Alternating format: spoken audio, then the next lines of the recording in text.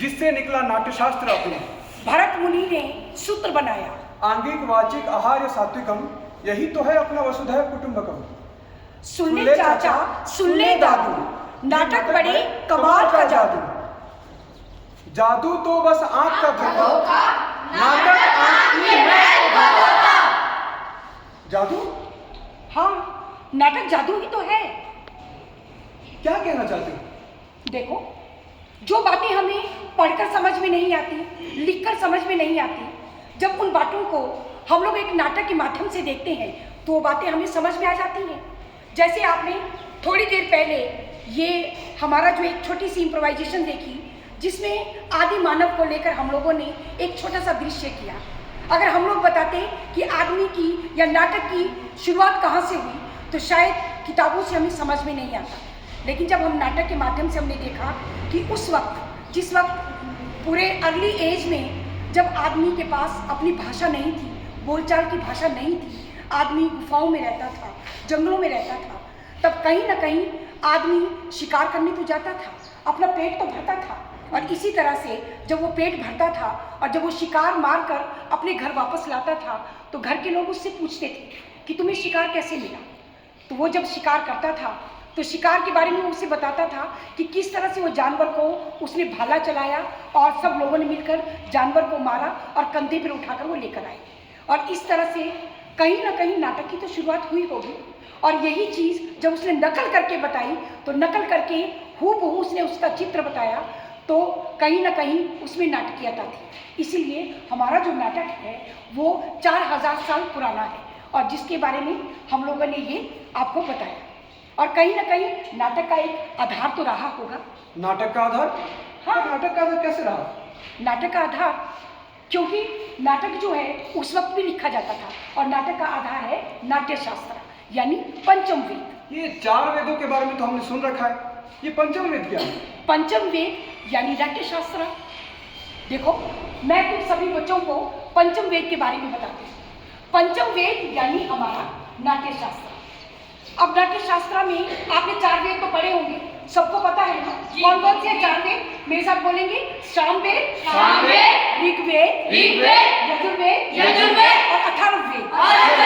चारों वेदों के बारे में तो सबको पता है, लेकिन जो 5वां वेद हुआ वो हुआ नाट्यशास्त्र। अब इसकी उत्पत्ति कैसे हुई? कहते हैं जब ब्रह्मा जी जो स्वर्ग में रहते थे तो सभी देवता लोग ब्रह्मा जी के पास गए और उन्होंने ब्रह्मा जी से कहा कि हे भगवान, हम जब खाली समय होता है तो हमारे पास कुछ भी करने को नहीं होता है, तो क्यों ना आप एक ऐसे वेद की रचना करें, एक ऐसा वेद बनाएं जिससे कि हम लोगों का मनोरंजन भी हो और हमारा ज्ञान भी बढ़े और जिसके अंदर हमारी संस्कृति भी आए, सभ्यता भी आए और हम लोग एक दूसरे का मनोरंजन भी कर सकें। तो ब्रह्मा जी ने चारों वेदों में से छोटे छोटे अंश लेकर इस 5वें वेद की रचना की। और जानते उस 5वें वेद का नाम क्या था? क्या नाम था उस 5वें वेद का?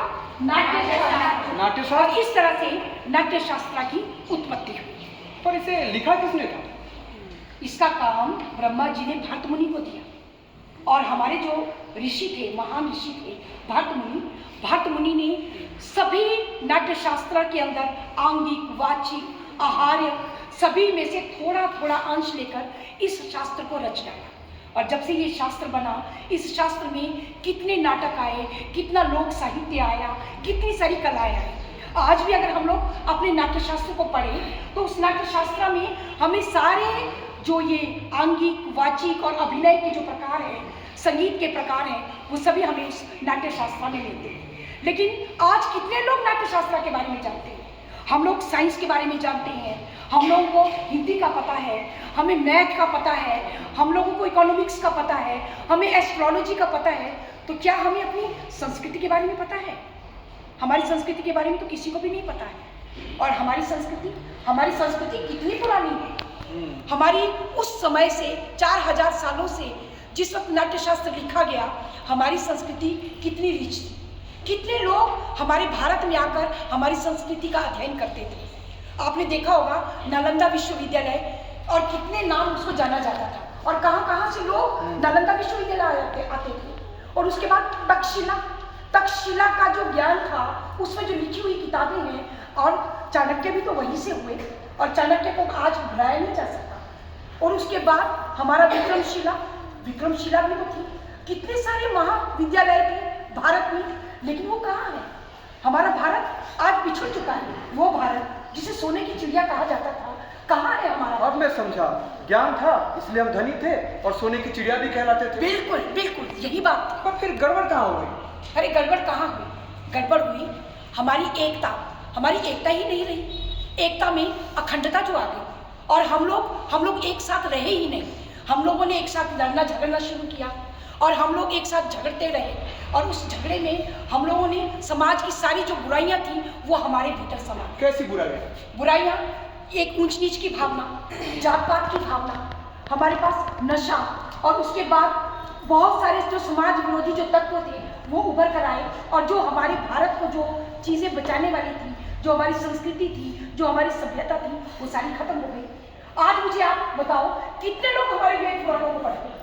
कितने लोग हमारे उपनिषदों के बारे में जानते हैं?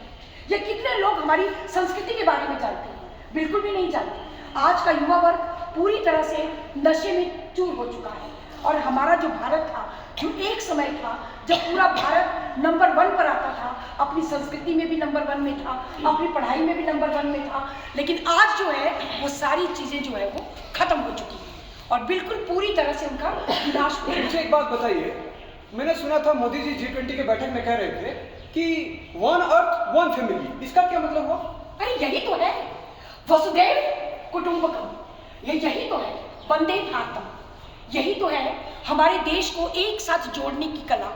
हमें हर तरह के लोगों को इस जगह पे, एक भारत के इस पटल पर लाना पड़ेगा, एक संस्कृति के माध्यम से, एक सभ्यता के माध्यम से। हम इतना तो कर सकते हैं। हमारे समाज में जितनी भी सांस्कृतिक संस्थाएं हैं जो इस दिशा में काम कर रही हैं, ये हमारा भी मौलिक कर्तव्य बनता है कि हम सब मिलकर एक साथ अपनी संस्कृति को जोड़ें और अपनी लोक कला को एक मंच पर लाएं। और जो संस्थाएं समाज में अलग अलग जगह पे काम कर रही हैं, उन लोगों को सहयोग देने की जरूरत है। अच्छा, कुछ संस्थाएं ऐसी हैं जो स्त्रियों के ऊपर काम कर रही हैं, उनके सुधार के लिए काम कर रही हैं, तो उन्हें महिला सशक्तिकरण के बारे में बताएं। और कुछ संस्थाएं सामाजिक विरोधी जो हमारे नशा निवारण समितियां हैं, उनके साथ मिलकर हम लोग काम करें। और उसके बाद उसी के साथ बहुत सारी संस्थाएं ऐसी हैं जो खेल कूदों में काम कर रही हैं, और बहुत सारी हैं शिक्षा के क्षेत्र में काम कर रही हैं।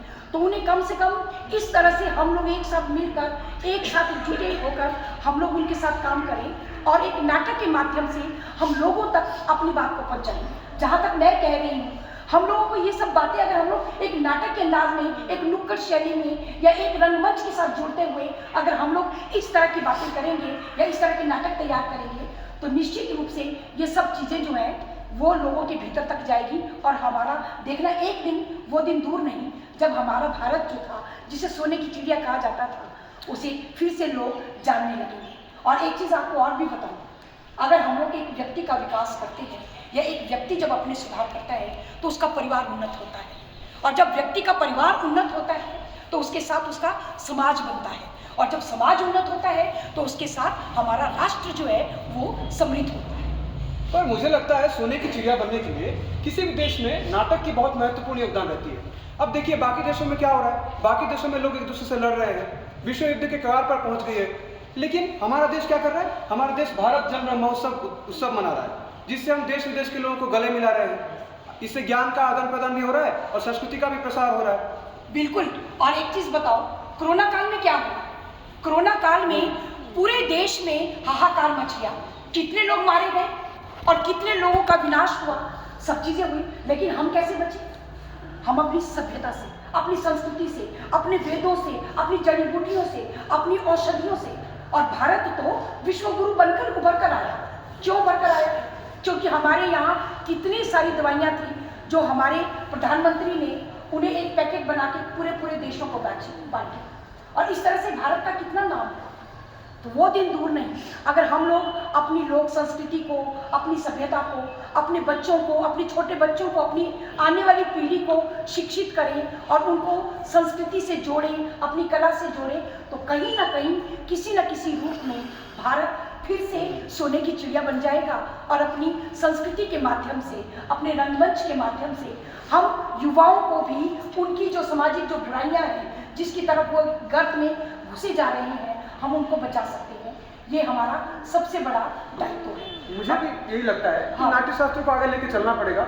हमारे जो आने वाली पीढ़ियां हैं उनको समझानी पड़ेगी हमारी संस्कृति और बिल्कुल, और रंगमंच ही ऐसा सशक्त माध्यम है बिल्कुल। जिसके साथ मिलकर हम लोग ये सारा काम कर सकते हैं। और इस वक्त हाल ही में राष्ट्रीय नाट्य विद्यालय नई दिल्ली में ये भारत रंग महोत्सव का आयोजन किया जा रहा है और इसमें केरला से, आसाम से, उड़ीसा से, बिहार से, बंगाल से, सब जगह से नाटक जो हैं एक जगह पर आ रही हैं और हमें एक मंच पर वो संस्कृति देखने को मिल रही है। और भारत रंग महोत्सव ही नहीं, राष्ट्रीय नाट्य विद्यालय ही नहीं, लेकिन हमें अपने प्रदेश में भी इस तरह के आयोजन करने चाहिए और ये सरकार, हमारा जो ये रंगमंच है वो उन्नत हो और हम सब मिलकर अपने इस सोने की चिड़िया को हम फिर से वापस लाएं और भारत को विश्व गुरु बनने के लिए उसका सहयोग करें। और पूरी तरह से वो दिन दूर नहीं जब पूरी दुनिया में भारत का नाम होगा और भारत विश्व गुरु बनकर उस पटल पर अपना चार चांद लगाएगा। तो इसके साथ ही मैं चाहूँगी कि आप सब लोग एक पंच प्रण लें, अपना हाथ आगे करके, हम जो कुछ भी कहेंगे हम शपथ लें, सभी लोग अपना हाथ आगे करेंगे, सभी लोग, और जो भी बात पांच जो हम पंच प्रण देते हैं वो हमारे सहयोगी, हमारे कलाकार उसको बताएंगे और हम उनको दोहराएंगे।